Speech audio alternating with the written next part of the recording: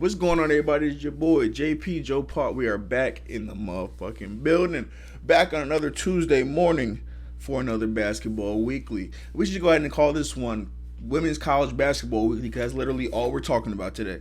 If you came here to talk about anything pertaining to the NBA, whether it be Stephen Curry out here crying because Draymond's a crash out, whether it be the Rockets out here going on this winning streak, whether it be Luka's MVP race, I don't care about none of it because I didn't get to watch no NBA basketball over the past couple of days. I've been super locked in on this women's college basketball. So let's go ahead and get into it. Let's leave a like. Let's leave a comment.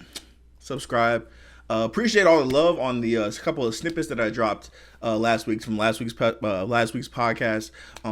It got a lot of love that I personally wasn't expecting, especially the Paige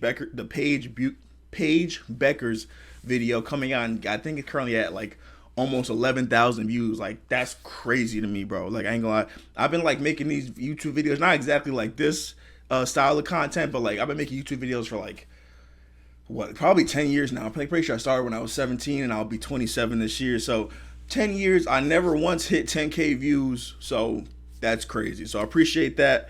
If you guys are tuning into this podcast after watching those clips, welcome. You know what I'm saying? Hopefully you stick around, tell a friend and tell a friend. But let's go ahead and get into a Basketball Weekly number 6. We were on number 6, Basketball Weekly number 6. Go ahead and let's get into it. Probing, piercing, spinning, hanging for the lead. Gets the ball, puts up a three-pointer. Bang! Steph Curry! Bryant on the move with the jump. Alrighty, let's go ahead and let's kick it off. So Monday night, we had some amazing games. I think that if Monday night was somebody's first introduction to women's basketball in general, whether it be WNBA or college or overseas, anything like that, if this was your first introduction to women's basketball, the games that we had this past Monday, you were in for a treat because all four of these teams put on an absolute show that can only honestly be commended. Like, all the anticipation that went into these games, like the last thing you really wanted was for you know what I'm saying, we have all this buzz, we have all this hype surrounding the games, and then we come out and we get a dud, you know what I'm saying, the team gets blown out and stuff like that. But no, we got absolute crazy mayhem the entire game. I believe both games went into halftime tied. So listen, man, enough of talking around. Let's go ahead and get into it. We're going to talk about Caitlin Clark in the Iowa Hawkeyes defeating the LSU Tigers last night. The final score was on a final score of 94-87. Caitlin Clark comes through and shows everybody why she is the consensus number 1 overall pick, giving you 41 points, 12 assists, 7 rebounds, tying an NCAA tournament record with 9 threes in a game. And listen, she was locked in from the very beginning, man. I believe she came in, she hit her first 2 shots. I think she had the first 5 points for the game. And really, just from that point on, you think that like you're about to get a Caitlin Clark avalanche. But really, from that point on, after the first quarter, like when she started off high, she definitely slowed down. She cooled off like mightily. You know what I'm saying? Like I think there was like a 7-8 minute stretch where she didn't make a field goal. But then that's really where LSU was able to get themselves back into the game. That's where I think Angel Reese single-handedly goes on a 10-0 run and gets the Tigers back into the game. And me personally, watching that first quarter after I saw, just how focused, just how locked in the Iowa was for them to go out to that early lead, for LSU to be able to battle back and go into the second quarter with the lead, I was personally nervous that I didn't think that the Hawkeyes would be able to play with LSU. I thought that LSU had way too much talent. I thought that really like the only real threat on the team for Iowa was going to be Caitlin Clark. You know what I'm saying? But that was not the case by any means, because we get 21 big points by Kate Martin, Sydney Falter, and Hannah Stukely give you 16 points and 8 points respectively. Like, Caitlin Clark got the help that she definitely needed, especially, like I said, when she was going through that drought in the first quarter where she wasn't really making that many shots. For her teammates to be able to keep them in the game, to keep them game close, and for them to go into the halftime tied, I believe it was 45 apiece. Like, you really couldn't be any more hype. You know what I'm saying, as an Iowa fan. And then coming out of the second half, you get exactly what you really turn on your TV to watch, and that is the Caitlin Clark third quarter avalanche. I believe she comes out, she gives you 4 threes, each deeper than the last. I believe she started off at 27 feet. I believe her last one was like close to 31 feet. She was absolutely bombing threes, and she was out here making Haley Van Lith look like a straight traffic cone. Like I want to believe that Haley Van Lith is a lot better of a basketball player than she proved over the course of this season and over the course of this tournament, because she was really a net negative for LSU each and every single game they played. And I think that in other games, you know what I'm saying, her not exactly having to, her not showing up was not the worst thing in the world, because, there's other talent on LSU. Like, they don't really rely on her to be somebody that's going to, carry the load. You know what I'm saying? She's definitely just a lot of a auxiliary piece. But listen, she was nothing but a net negative. And I think that in this game, especially defensively, I don't understand why Kim Mulkey came out and had Haley Van Lith be the option for Caitlin Clark. I think that she's too slow. I don't think that she's necessarily like she's not really a daunting presence. So I think that Caitlin was able to really just sidestep and shoot over her. Probably, let's see, Caitlin took 23. I believe she took a sidestep 3 over Haley Van Lith at least 7 times, and she made like 5 out of the 7. Like, every time that Haley Van Lith was on Caitlin Clark got into her. Yo, I ain't gonna lie, clear this shit out. I'm about to work, and she scored on it every single time. And I personally didn't understand it, because like, I would think that in that, if I was Kim Mulkey, I would want somebody that's quick and able to, constantly be putting pressure, keeping a hand on Caitlin Clark. I personally would have put Flau'jae on Caitlin Clark. You know what I'm saying? Like, especially because Kim Mulkey also didn't even like take the route of like making Flau'jae like a key point on offense. Like, let's see, Flau'jae came in and she gave you 23 points and she was crazy efficient. But I'm not gonna lie, Flau'jae should have had probably 35 points. There was nobody on the Iowa team that can stay in front of her. And a couple of times where she got the ball, you just saw that she was walking to the basket. She would hit him with a 1-2. She would get into the lane and she would be able to finish. She even had that bucket at the end of the first half where I think she catches the ball at half court. She takes a couple of dribbles. I believe she does a spin move and she hits like what should have been an and one layup to tie the game. And you're just like, I'm just screaming at my TV at this point, like, give Flau'jae the ball. What are we doing here? Like, LSU's offense really devolved into, because of that first quarter run where Angel Reese literally kept them in the game, their entire offense for the entire game literally became give the ball to Angel Reese in the post. And I just don't think that that's really the way how LSU was able to get to where they were. I don't think that they were, especially because this season, Angel Reese's points per game dropped. I believe that last year she was at like 23, 24 points per game. She was only averaging 19 points per game. So clearly throughout the season, they were not relying on Angel Reese to be, their star offensive focal point. But if for some reason in this game, there was countless times, I believe there will be back-to-back possessions where, they're throwing the ball to Angel Reese in the post and expecting her to work and get a bucket every single time. And I'm like, that's not the style of play that got you here. You got your, you got Anissa Morrow, you got Michaela Williams, They have been, super, super impressive over the course of this tournament. Let me see. I have their tournament stats right here. Anissa Morrow is giving you 17 points per game and 10 rebounds. This is her first NCAA tournament ever. She's giving you 17 points per game, 10 rebounds a game. She did not really give you, so if you look at her box score, she did have a very solid game. You know what I'm saying? I believe that she ended up scoring double digits. I believe she ended up scoring like 15 points. But her and Michaela combined only shot 13 for 34 from the field. And they had been crazy efficient the entire night. So I think that there was like a real lack of poise going on the LSU side. And honestly, this ties back to what I was talking about last episode, where I was saying the LSU Tigers were not locked in for this game. You saw in the very beginning, when you know that the only person on the Iowa team that can really burn you, that can really, really hurt you, and that's not to take away from Gabby Marshall, it's not to take away from Sydney Falter, it's not to take away from Kate Martin, not to take away from anybody on that team. But the only person who can honestly burn you on the Iowa team is Caitlin Clark. And for her to come out and for her to get 2 basically warm-up jump shots to start the game, it just showed a complete lack of focus on my end. You know what I'm saying? I think that over the course of this entire tournament, I think that the LSU team has been focused on other things besides basketball in every single game. Like, I personally feel like they were focused on what they were going to say in their next post-game interview or their next interview in general, rather than focusing on the task at hand. And you can just see it. Like I was talking about last week. The scores from their first 2 games do not really show just how close those games were. Like, those games were close going into, the middle of the third, late third quarter. You know what I'm saying? But eventually they were able to out-talent the other team, and they're able to make the score look bad.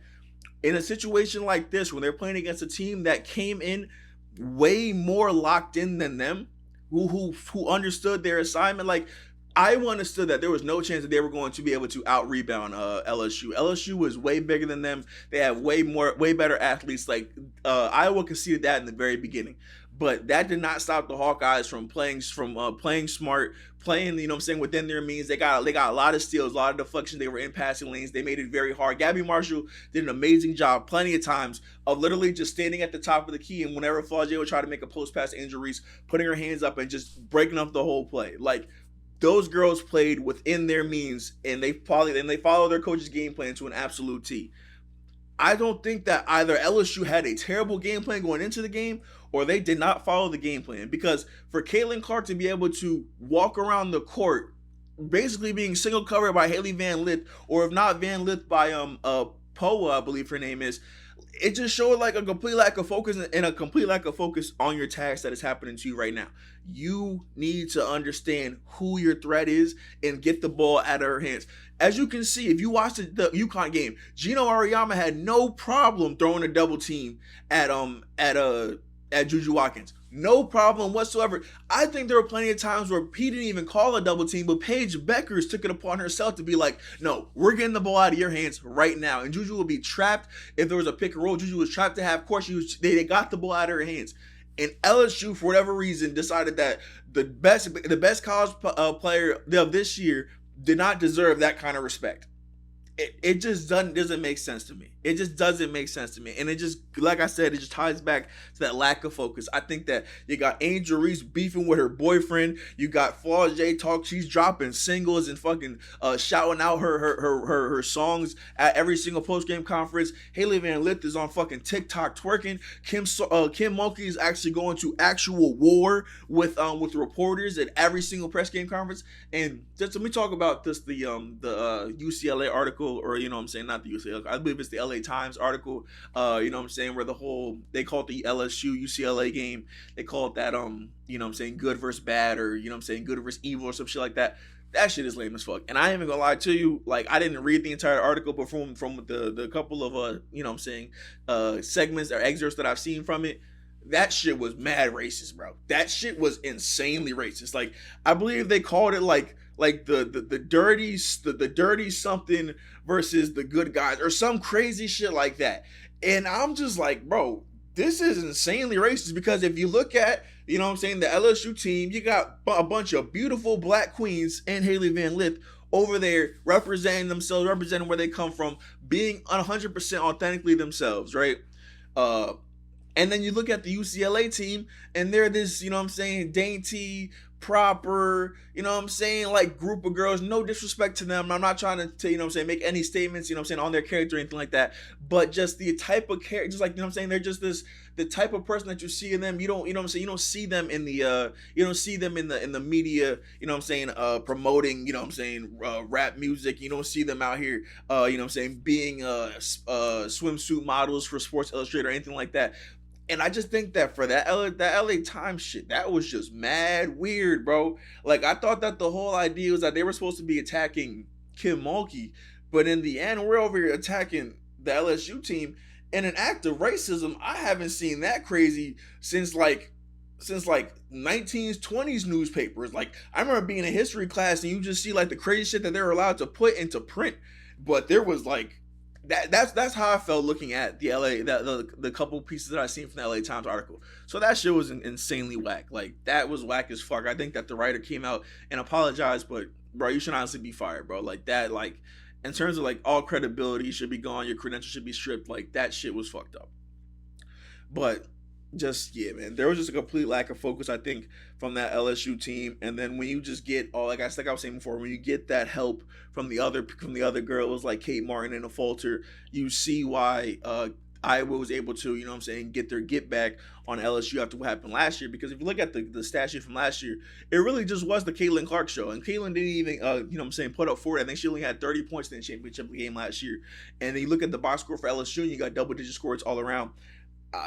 Not this time, man. Not this time. Her teammates, they definitely, you know what I'm saying, they held her down. They looked out for her. And I think that LSU really just missed out on a great opportunity really just to lean into their X factor. You know what I'm saying? You have a game where your auxiliary pieces are struggling. You know what I'm saying? Anissa Morrow, she's not having her great efficient game. Michaela Williams, she's trying. Like, much respect to Michaela Williams, she was getting them bitches up, but they were not really falling like that. It was your opportunity to really just lean into your superstars, lean into Angel Reese. You had no problem doing that in the first half. But for some reason, even after Angel Reese gets the ankle injury, why do we not lean into Flau'jae more? Because Flau'jae, she hoops like a nigga, bro. She hoops like a nigga. And when you got a girl who hoops like a nigga playing up against other girls who don't hoop like niggas, they end up violating. Prime example, Juju Watkins. Juju Watkins averaged 27 points per game this year, playing like a nigga, hitting niggas with a doo-doo. Yo, I ain't gonna lie. Flau'jae had this crazy, I think it was a game against UCLA. She had a play. It was a one-on-one ISO. I believe she was on the left wing. She goes doop, boop, boop, drives to the middle, and then does a fucking hang carry dribble over the girl's head and lays it. And we're not giving her the ball. Make this shit make sense to me, Kim. Make this shit make sense to me. Like, I think that what Kim Mulkey did last night was coaching malpractice. I ain't even gonna lie to you. I think that she drastically, like, don't get me wrong, the LSU players did not play amazing by any standard. You know what I'm saying? After Angel Reese's great start, I believe she went like 1-12 or 1-14 in the second half or something like that. Don't get me wrong, the players, they deserve some kind of blame. But at the college level especially, the coaches are who put you in position. The coaches are who get you where you need to be, right? And I don't think that Kim Mulkey did that for her team last night. I think that from the very beginning, she was in focus, her team was in focus, and like I was saying last week, if they were ever ran into a team where, oh my gosh, like I was saying last week, if they ever ran into a team that was equally as talented or just even more locked in than they were, I definitely saw where they were able to get beat. It was almost a game against UCLA, but then you get Flau'jae going crazy. You know what I'm saying? Flau'jae going crazy. She carries the load, and they're able to get out of that against UCLA. But when you're going against a force multiplier and a superstar like Caitlin Clark, you cannot have these lapses in your game plan. You cannot have a game plan that is just so, like, even if their game plan was executed properly, I still don't think, like, so say for example they run the same exact game plan where they're just playing one-on-one with Haley, one-on-one against Caitlin with Haley and Poa, right? Say this shit works. Say that they you know what I'm saying, Caitlin Clark is not able to score. But then you can't let the other guys get off also. You can't let Hannah Stukely come out and give you 8 big points. You cannot let Kate Martin give you 21. You cannot let Sydney Falter come out and I believe she shot perfect for a lot of the game. Like, you can't allow that. You can't allow that. So I'm just, if I'm an LSU fan, I'm disappointed in my team. I'm disappointed mainly though in my coaching. Kim Mulkey, you let the team down. You let the team down. So the Iowa Hawkeyes, they move on to the Final Four for back-to-back years. Last year, as you know, they were in the national championship.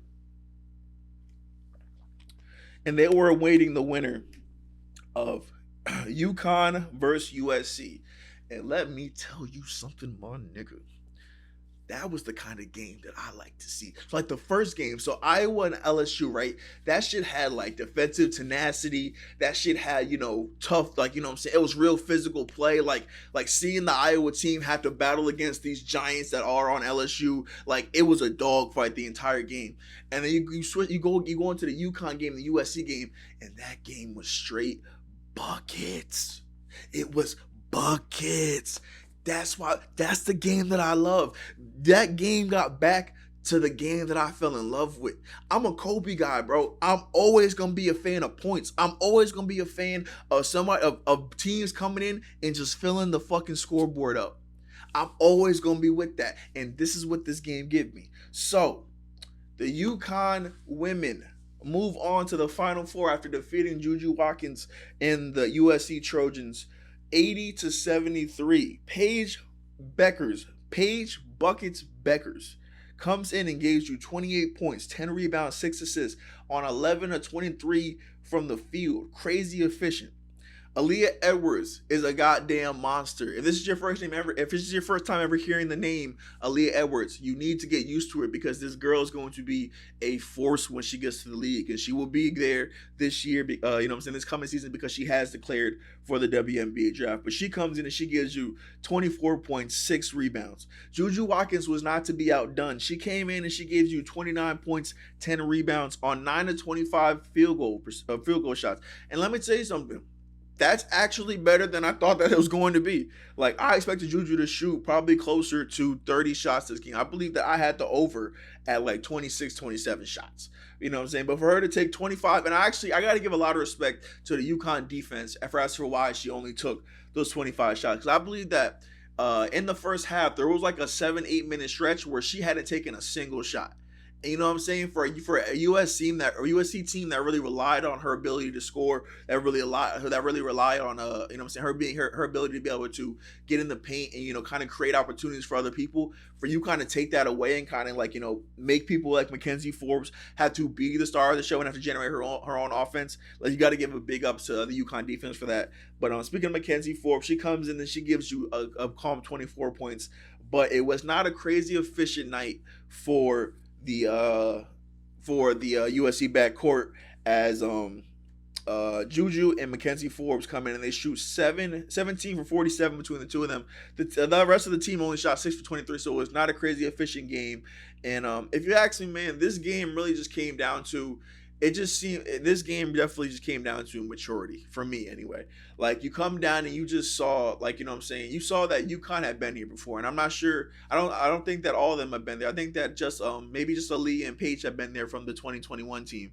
But there were plenty of times during this game where USC was out of control, where USC seemed like they were trying to force it to try to get it all back. Juju, like I said, she's only a freshman. There were a couple of times in that fourth quarter when the game was still close, but she felt it starting to slip away from her. And she took maybe a couple of shots that were a little ill-advised, you know what I'm saying? And her teammates did it too. They would come down and they would take threes where they necessarily didn't need to do that, where they could have got, a good shot. They could have got a nice solid possession, And there were also plenty of times where they did run a play and they did get a shot, and they did get a shot where they wanted to. They just weren't able to knock it down. You know what I'm saying? And I think that when you looked at the other side, you saw Paige Bueckers. When it came down to it, Gino Ariama, he had no problem slowing down the game, giving the ball to Paige and just letting her really close it out. I believe in the fourth quarter, she comes in and she gives you, I believe it was 7 or 9 points. She hits a 3. She hits a couple layups. She gets some free throws. She hits a super, super tough shot in the post where I think I think Mackenzie Forbes plays great defense the entire possession. She's able to take some body contact and get a shot up. And it was just a great game all around. And coming into this game, I definitely had, a couple of concerns for the UConn team, especially after watching them against Duke. Because towards the end of that Duke game, I think that they looked like they were gassed. I think that they looked like a team that had been playing, 7-8 players for a majority of their season due to injury. Like, I didn't understand just the fact that they had 5 players that are out for the season for injury. Like, I thought they had a couple of players that were that got injured over the course of the season, but no, it seems like they all got the 5 players got hurt super early in the year. You know what I'm saying? They've been basically just playing with the 7-man lineup ever since. And much respect to them, much respect to their conditioning, respect to their ability to, to just keep going on, play after play, game after game, because there's plenty of times where I would completely understand if this team would have lost, last round to Duke. Because I think that Duke had the right strategy, and a strategy that I don't think that really enough teams really, tried to execute, is the fact that this UConn team is not playing 7 players because, they just have a tight rotation. They're playing 7 players because that's all they have. And Duke had the right idea of saying, hey, we're just gonna play 9 players. We're gonna constantly stay fresh, and we're just gonna constantly keep going. You know what I'm saying? I think that towards the end of that game, that's why Duke was able to make that comeback, because I think that UConn was up by double-digit points for, a good portion of the fourth quarter. But as I was saying before, UConn started to look gassed, it started to look tired, and you just saw those fresh legs for Duke. They were able to battle back. Now, Paige is able to hit a couple of shots to, put the Blue Devils away. But that strategy of we have healthy bodies, let's just keep rotating them. I don't know why more teams didn't try that, you know what I'm saying, facing UConn, you know, especially in tournament play, because I mean, I guess it comes down to the fact that you have to have a very deep team to be able to compete with UConn's 5 player, you know what I'm saying, 5-6 line rotation, because while they are not, you know what I'm saying, the deepest team, you know what I'm saying, they're not, you know what I'm saying, trotting out all of the best players that are on their roster, because like I said before, a lot of them are hurt. The players that they are trotting out are fucking dogs in their own right. Like, you got Paige, you know what I'm saying, I talked about Aaliyah. Like, getting in front of Aaliyah Edwards on a roll to the basket is a real business decision. That's a big girl, right? That's a big body coming down the lane for you to get in front of, you know what I'm saying. I'm forgetting a name here. Man, I'm forgetting her name. It starts with an M. The little point guard, I forget her name right now. The little point guard, she was out there playing. She plays such hard-nosed, smart basketball, right? Like, she's like that. She's that player that, you know what I'm saying, she's super smart. She knows what she needs to be. She knows that, like, she can affect the game in different ways. And there were a couple of times, I think she only had 5 points the entire game. I keep forgetting her name. Mule. That's her name. Mule is, like, it's her last name. Mule, she comes in and she gives you 5 points, and they're not the most impactful buckets of the game, but they were buckets that they needed at a time where, you know what I'm saying, USC was starting to, battle back and creep back into the game. You get these big shots by a veteran player, and, you know what I'm saying, you're able to keep them at bay. And, I just think that the UConn team, they are. So here's the thing that just worries me about them. Because I talked about, you know what I'm saying, like I said, they look tired. And I think that if they were to face against a team like going against Iowa, I think it's a good matchup for them. You know what I'm saying? I think that going up against Iowa, that's probably like an equally matched up team. I think that Iowa really only has a 8-man rotation also, where, you know what I'm saying, so you really should be getting that short bench.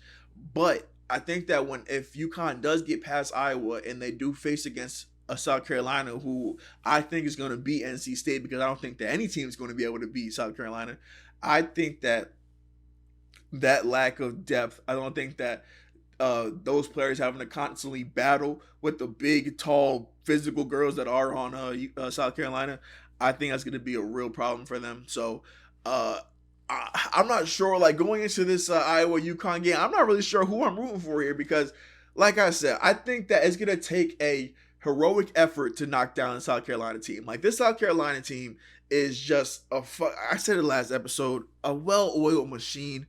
Dawn Staley has them playing such great basketball. Like, even when they don't play their best game, like against Indiana, like, they didn't shoot the best, but they were just in constant control the entire game. Like, I believe the final score for that game ended up looking like it was like a 4 or 5 point game, but that was because Indiana hit a bunch of threes down the stretch to kind of make it close.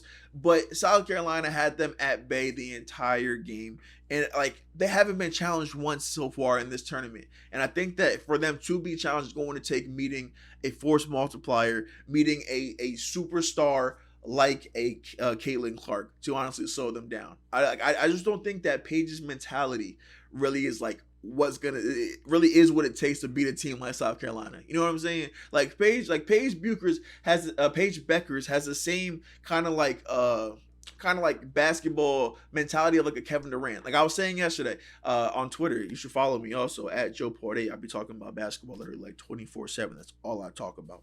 But yeah. So I was saying on Twitter, I was like, I'm not sure who's gonna win more championships in the WNBA out of Caitlin and Paige, because Caitlin Clark is a force multiplier. Caitlin Clark is just like, you put her on the team and she makes everybody around her better, right? Like everybody, like players who like probably wouldn't necessarily be, you know what I'm saying, like first, second, you know what I'm saying, second, third options, or wouldn't be big players on teams, they get lifted up into a spotlight when they play with somebody like Caitlin Clark, right? And then you have Paige Bueckers, who's kind of like that Kevin Durant mode. She kind of has that mode where it's like, hey, I can honestly come in and I can fit in anywhere. So, like, if you were to come in and you were to put Paige Bueckers on, you know what I'm saying, the Las Vegas Aces, or you put her on the New York Liberty, I think that she literally fits in there seamlessly like a glove, because she can play off the ball, she can play with the ball in her hand, she can play make, she can defend, she can do everything.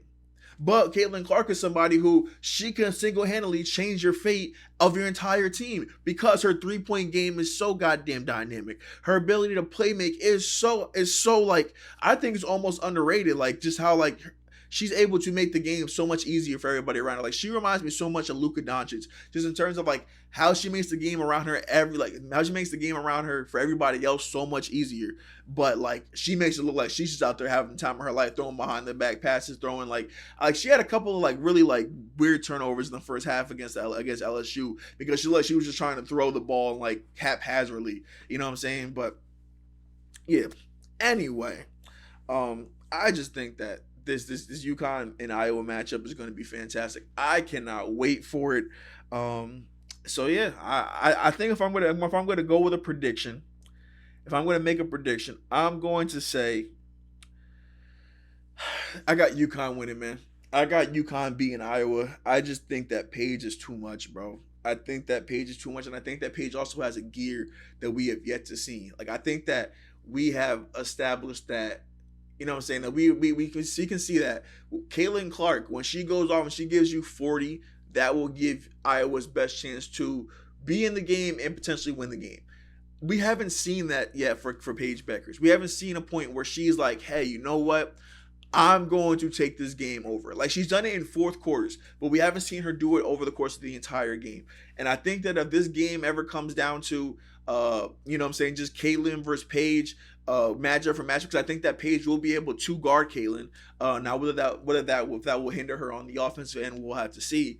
But I think that if we see that match, if the game does dissolve into Caitlin versus Paige, I have to say, this is probably my first time saying it live, I think that Paige is probably a better overall player.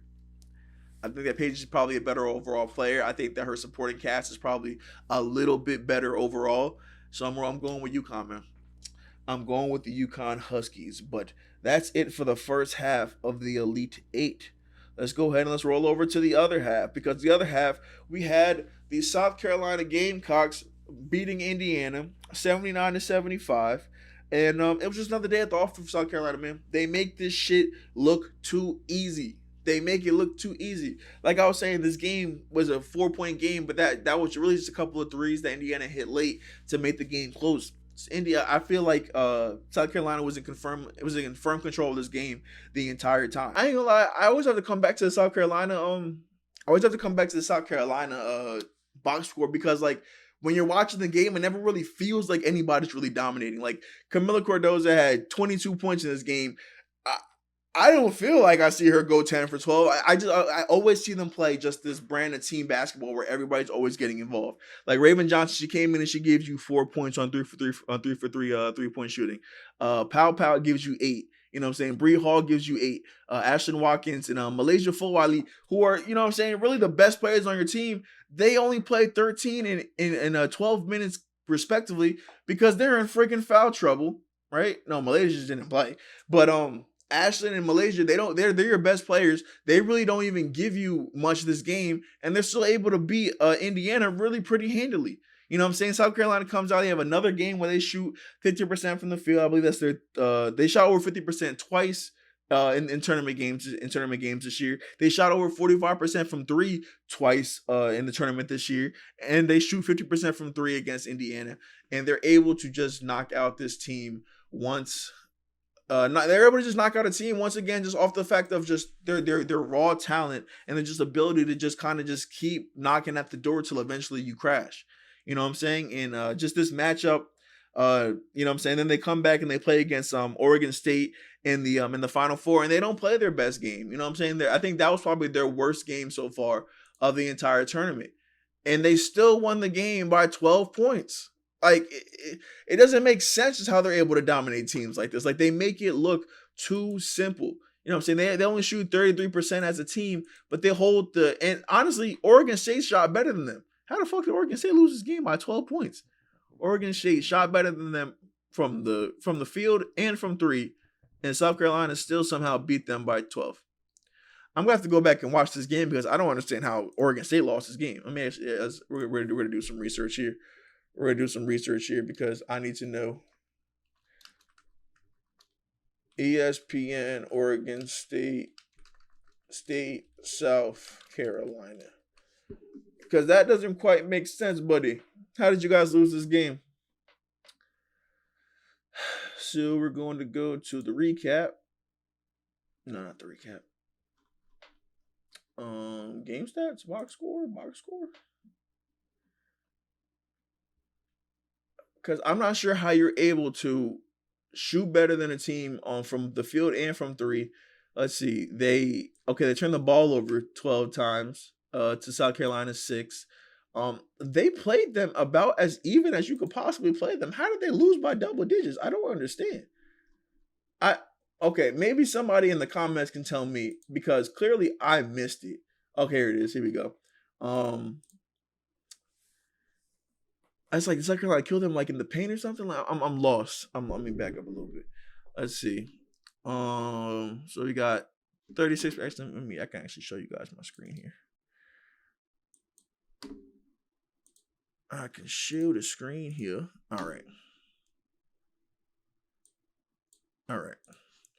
So, let's see. So South Carolina made 6 more shots. Oh, okay, there it is. That'll do it. That'll do it right there, ladies and gentlemen. Box score 1-on-1. When one team shoots 78 shots, another team shoots 55. The team that shot 78 more than likely is going to win that game. So yeah, man. That'll do it to you 10 times out of 10. So now we got the South Carolina Gamecocks. They're going to face against NC State, who has taken over the definition of a Cinderella team. They have mastered the art of being a Cinderella team. Like I can clearly say the last 2 opponents that they faced, they probably were not better than them talent-wise. But they play such a hard-nosed brand of basketball. And I think that their defense is really slept on because they are like they have 5 players that can just like rotate around the floor, that can make things difficult for other teams. I get Oregon State, I get NC State mixed up. But NC State, when they played against Cameron Brink and Stanford, they really made those Stanford guards struggle. You know what I'm saying? And even Cameron Brink, I believe she only had like 13 points or so. So Cameron Brink, she only gives you 13 points. Kiki Arafian, I keep messing up her name, but Kiki Arafian, she comes in and she's the big scorer, but nobody really comes to help her. You know what I'm saying? And then they eventually get dominated by NC State, and then NC State comes back and they play against who did they play against last? I keep forgetting.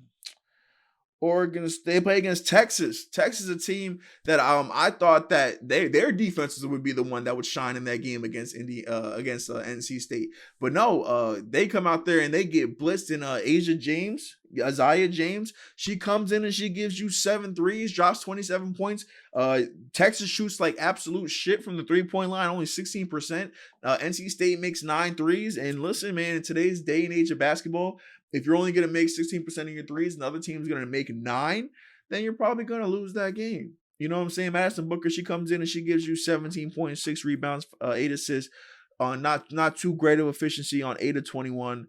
And yeah, man, I just think that's kind of like that's got to be some kind of letdown for that Texas team because they were really throttling teams. Even in this game against NC State, I believe they had a double-digit lead. No, I'm sorry, that was a game against Stanford. Stanford had a double-digit lead against NC State, but Texas actually got routed the entire game, like out the jump, with NC State's hot shooting and Isaiah James coming out and knocking down those threes.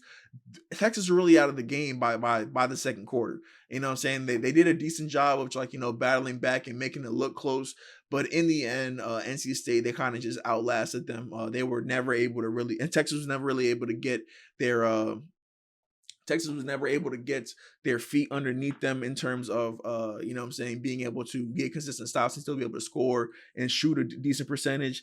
And that's how we end up with NC State and South Carolina in the Final Four. And here we are, our Final Four matchup, NC State, South Carolina. Like I said in the last segment, man, I'm not gonna really make this shit all too dramatic. I'm going with South Carolina to win this game. Like I said, I think that South Carolina is going to probably win a national championship this year. If they don't, it will be because Caitlin Clark came through and did some otherworldly shit like she did last season. But I'm just gonna tell you based off what I'm seeing, man, this is a a buzzsaw machine. It sucks that we have, you know what I'm saying, all this talent in college right now. Like, we have all these great players at all these different schools, and it's made for an amazing tournament. But we really have just been like, rolling down this hill to eventually land in South Carolina winning a championship. So that's it for the Final Four, Elite Eight portion of the video. Let me actually go ahead and just talk about just a couple of crazy, like, let me just talk about Juju Watkins for a minute. Let me just talk about Juju. All right. So Juju is the best freshman college basketball has ever seen. Okay. Let me just talk about a couple of records that Juju Watkins broke this year. Okay. So Juju Watkins has the most points in a game ever. She had most points in the game by a freshman. Let me do that. Juju Watkins has the most points in the game by a freshman with 51. In that game, she scored 51 of her team's 67 points.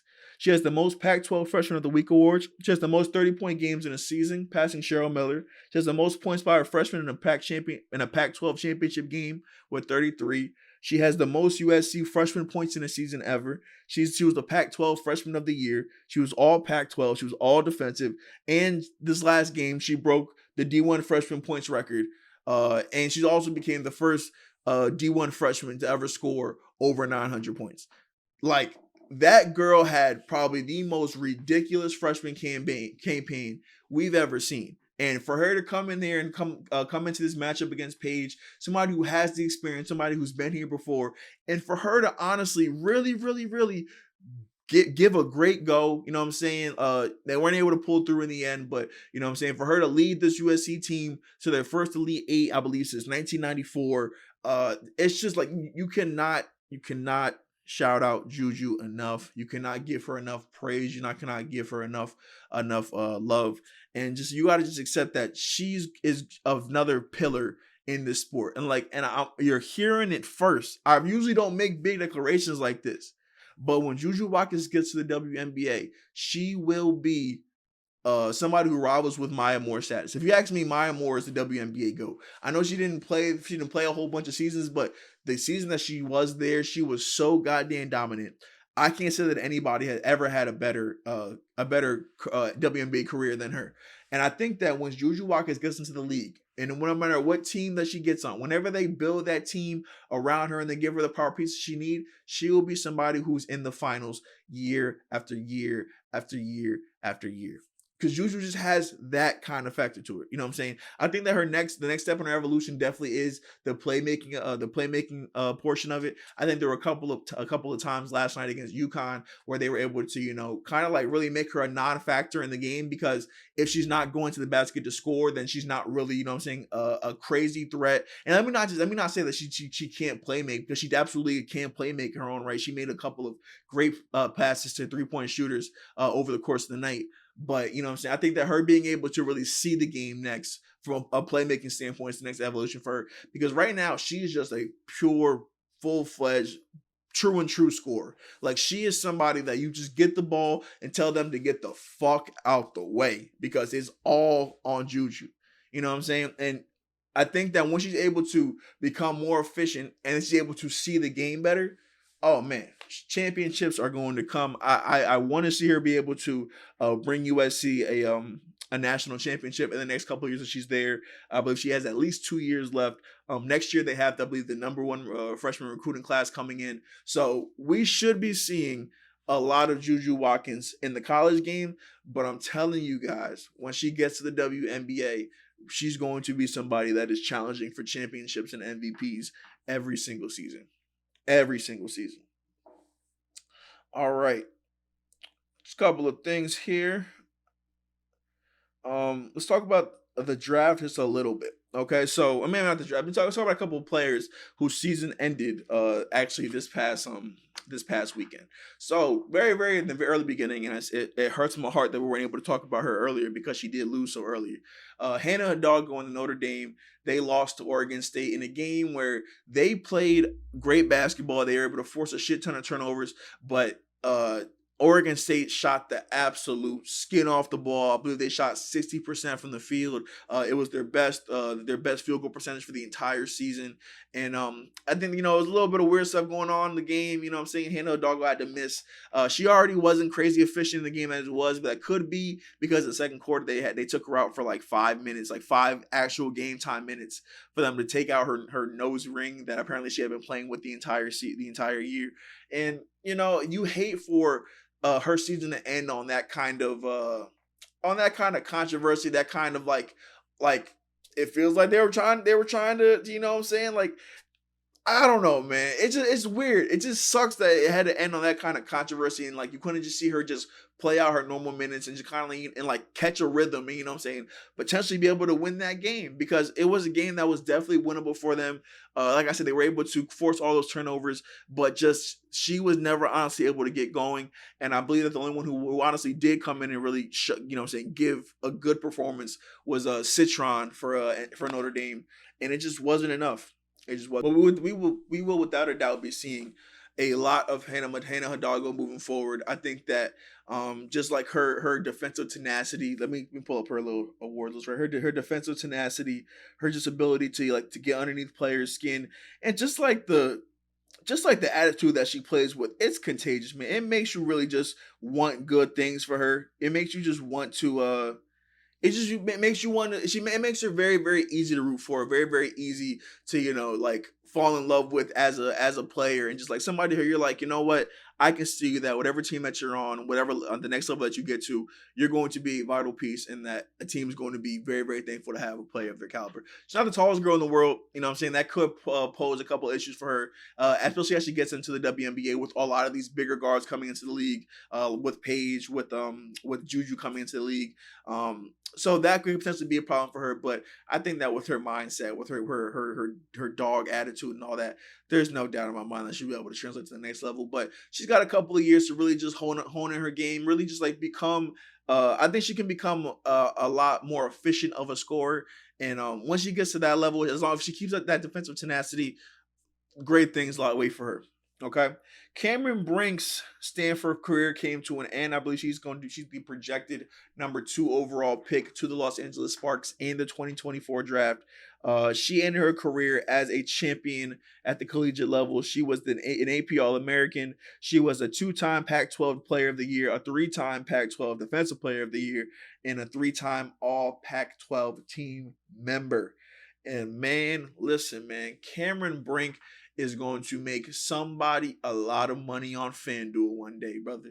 A lot of money on FanDuel, because her ability to block the ball, I can already see it now. I can already see bookmakers just sitting here and sending her blocks at 2.5.